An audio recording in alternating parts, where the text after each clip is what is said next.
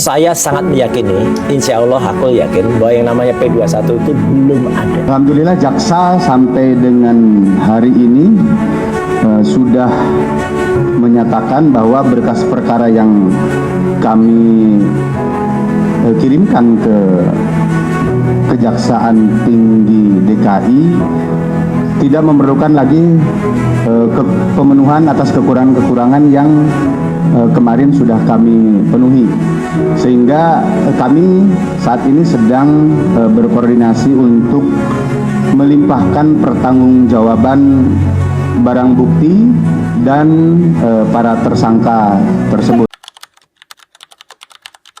Assalamualaikum warahmatullahi wabarakatuh. Salam orasi kritis. Saudara-saudara, polemik ijazah Presiden ke-7 RI Joko Widodo kembali memanas. Di saat beredar kabar bahwa berkas perkara yang menjerat Roy Suryo dan sejumlah pihak telah dinyatakan lengkap atau P21, Roy Suryo justru melontarkan pernyataan yang berlawanan. Ia mengaku sangat yakin bahwa P21 itu belum ada. Bukan hanya itu, Roy Suryo juga mempertanyakan proses hukum yang sedang berjalan, menyoroti sejumlah kejanggalan, dan kembali mengulang keyakinannya terkait polemik ijazah yang selama ini menjadi perdebatan publik. Pernyataan ini tentu menimbulkan pertanyaan, apakah yang disampaikan Roy Suryo memiliki dasar yang kuat? Ataukah ini merupakan bagian dari pertarungan narasi yang semakin sengit menjelang kemungkinan bergulirnya perkara ke tahap berikutnya? Sebelum kita membahasnya lebih jauh, mari kita simak terlebih dahulu cuplikan singkat pernyataan Roy Suryo berikut ini. Silakan menyaksikan.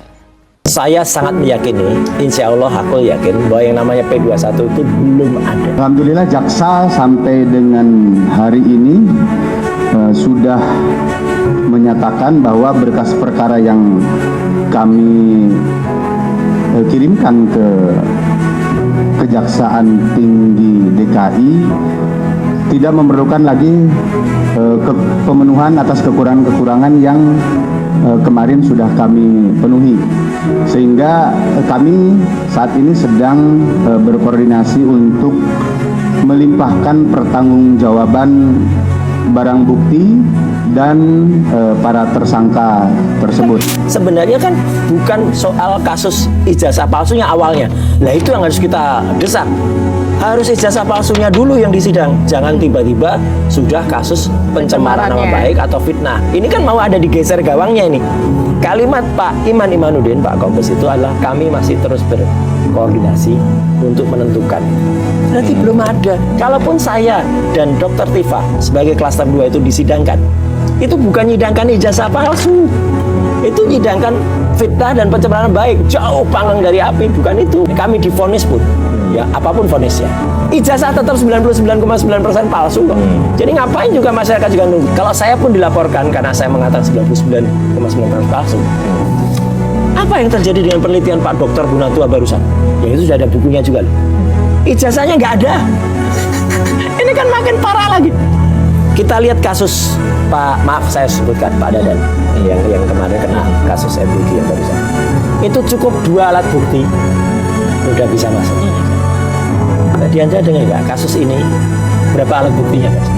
Katanya 709. Mana ada kasus dengan alat bukti sebanyak itu dengan yang katanya sudah P21 padahal juga belum. Jadi saya tuh sebenarnya hanya 2 yang saya kejar, ya, kejujuran dan kenegarawanan. Hanya itu. Orang tuh jujur aja. Kalau memang iya katakan iya.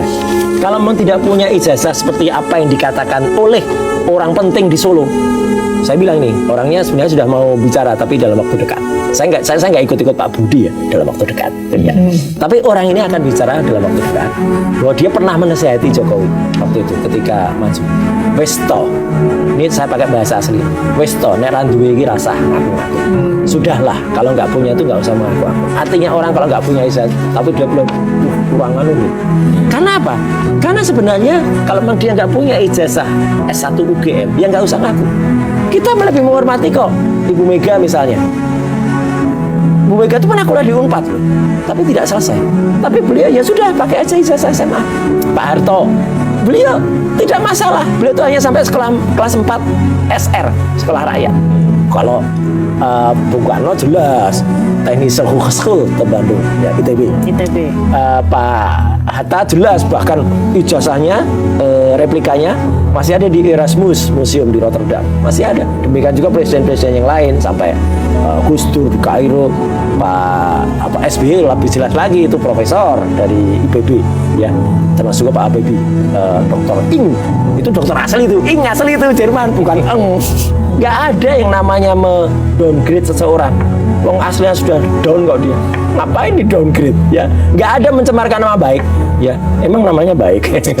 Nggak ada. Ya. Baik, saudara-saudara, pernyataan Roy Suryo tersebut menarik untuk dicermati. Bukan hanya karena substansinya, tetapi juga karena menunjukkan bagaimana pertarungan opini di ruang publik kini berjalan beriringan dengan proses hukum yang sedang berlangsung.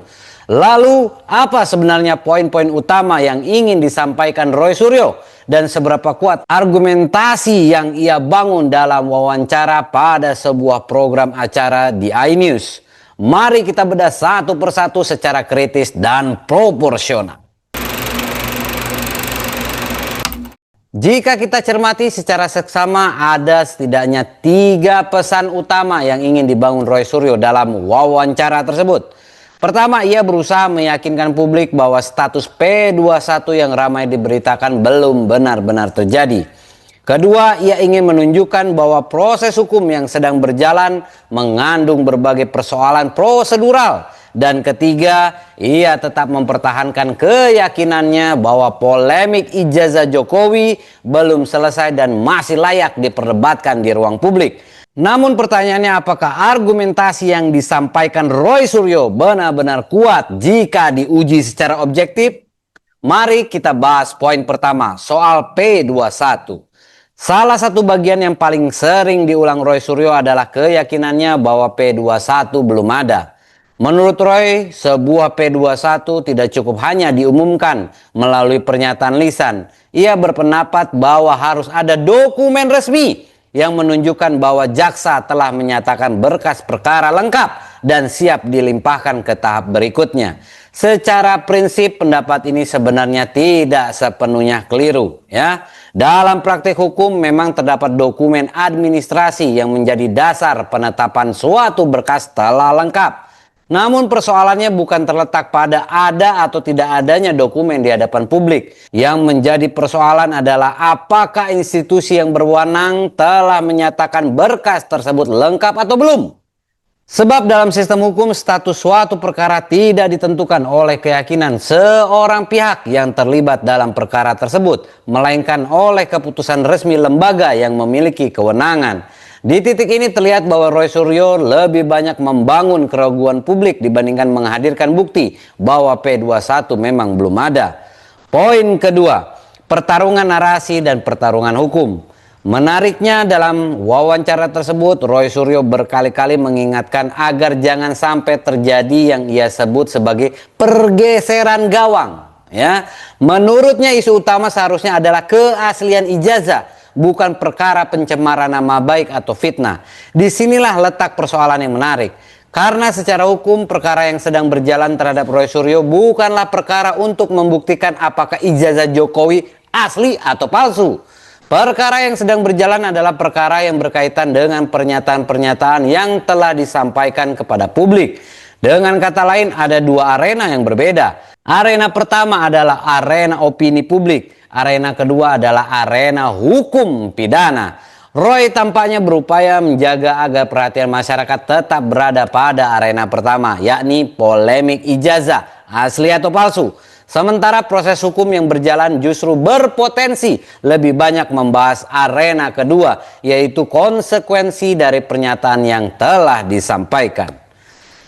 Poin ketiga, klaim 99,9% palsu. Salah satu pernyataan yang paling kontroversial dalam wawancara tersebut adalah ketika Roy kembali dan berulang-ulang menyatakan bahwa ijazah Jokowi 99,9% palsu, ya. Kalimat ini bukan sekali diucapkan, bahkan diulang berkali-kali sepanjang wawancara. Dari sisi komunikasi politik, pengulangan seperti ini bukan sesuatu yang baru. Semakin sering sebuah kalimat diulang, semakin kuat kalimat tersebut menempel di benak audiens. Tetapi saudara-saudara, dari sisi pembuktian, pengulangan tidak otomatis menambah kekuatan suatu argumen. Sebuah klaim tetap membutuhkan bukti yang dapat diverifikasi. Dan sampai saat ini perdebatan mengenai keaslian ijazah Jokowi masih menjadi objek sengketa pendapat yang belum memperoleh putusan pengadilan yang berkekuatan hukum tetap sebagaimana yang diklaim oleh Roy Suryo. Karena itu publik perlu membedakan antara keyakinan pribadi seorang narasumber dengan fakta hukum yang telah diputuskan oleh lembaga yang berwenang. Kemudian poin keempat, gaya komunikasi Roy Suryo. Ada hal lain yang juga menarik untuk diamati. Sepanjang wawancara, Roy tidak hanya menyampaikan argumentasi hukum. Ia juga menggunakan berbagai istilah yang mudah viral di media sosial. Mulai dari kata boncos, malu bro, harusnya Malboro ya, malu bro, hingga berbagai sindiran terhadap pihak-pihak yang berbeda pandangan dengannya.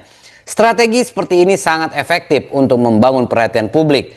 Potongan-potongan pernyataan tersebut mudah dipotong menjadi klip pendek, mudah dibagikan dan mudah memancing perdebatan. Namun di saat yang sama, gaya komunikasi seperti ini juga berisiko mengaburkan batas antara argumentasi berbasis bukti dan argumentasi berbasis emosi. Akibatnya perhatian publik bisa lebih fokus pada kontroversi kalimat yang diucapkan daripada substansi persoalan yang sedang dibahas. Jika kita simpulkan, wawancara tersebut menunjukkan bahwa Roy Suryo masih konsisten mempertahankan posisi yang selama ini ia bangun. Ia meragukan status P21. Ia menilai ada persoalan dalam proses hukum. Dan ia tetap meyakini bahwa polemik ijazah Jokowi belum selesai. Namun di sisi lain, sebagian besar argumentasi yang disampaikan masih berada pada ranah opini, interpretasi, dan keyakinan pribadi. Sementara kebenaran hukum pada akhirnya tidak ditentukan oleh siapa yang paling keras berbicara, siapa yang paling sering mengulang sebuah klaim, ataupun siapa yang paling viral di media sosial. Kebenaran hukum hanya akan diuji melalui fakta, alat bukti, dan proses peradilan yang sah. Dan justru disitulah publik perlu bersikap kritis, tidak menelan mentah-mentah setiap klaim yang beredar, tetapi juga tidak menutup mata terhadap setiap pertanyaan yang muncul. Karena dalam negara hukum yang seharusnya menjadi pegangan utama bukanlah asumsi, melainkan pembuktian. Saudara-saudara sebangsa dan setanah air, pada akhirnya polemik ini tampaknya masih akan terus bergulir. Bukan hanya di ruang hukum, tetapi juga di ruang publik, media sosial, dan panggung politik nasional. Wawancara Roy Suryo yang baru saja kita bahas menunjukkan satu hal penting, bahwa hingga hari ini pertarungan narasi masih berlangsung sangat intens. Di satu sisi ada pihak yang meyakini bahwa persoalan ini seharusnya sudah selesai. Di sisi lain ada pihak yang terus mempertanyakan dan menuntut pembuktian lebih lanjut. Namun sebagai masyarakat yang hidup dalam negara hukum, kita tentu perlu menempatkan diri secara proporsional. Klaim tetaplah klaim, tuduhan tetaplah tuduhan, dan opini tetaplah opini. Semua itu pada akhirnya harus diuji melalui fakta, alat bukti, dan proses hukum yang berlaku. Karena sebesar apapun sebuah pernyataan viral di media sosial, sebesar apapun sebuah keyakinan yang disampaikan di depan publik, pada akhirnya yang akan menjadi rujukan adalah apa yang dapat dibuktikan, bukan sekedar apa yang diyakini. Kita tentu akan terus mengikuti perkembangan kasus ini dan melihat bagaimana proses hukum berjalan ke depannya. Apakah argumentasi yang disampaikan Roy Suryo nantinya mampu dibuktikan dalam forum yang sah? Ataukah justru proses hukum akan mengarah pada kesimpulan yang berbeda? Menarik untuk kita tunggu bersama. Bagaimana pendapat Anda? Apakah pernyataan Roy Suryo dalam wawancara ini menurut Anda memiliki dasar yang kuat? Ataukah lebih banyak berisi opini dan asumsi yang belum teruji? Tulis pendapat Anda di kolom komentar. Jika Anda menyukai konten analisis seperti ini, jangan lupa tekan tombol like, subscribe, dan aktifkan lonceng notifikasi agar tidak ketinggalan pembahasan-pembahasan kritis lainnya. Saya pamit, tetap waras, tetap kritis. Sampai jumpa di orasi berikutnya.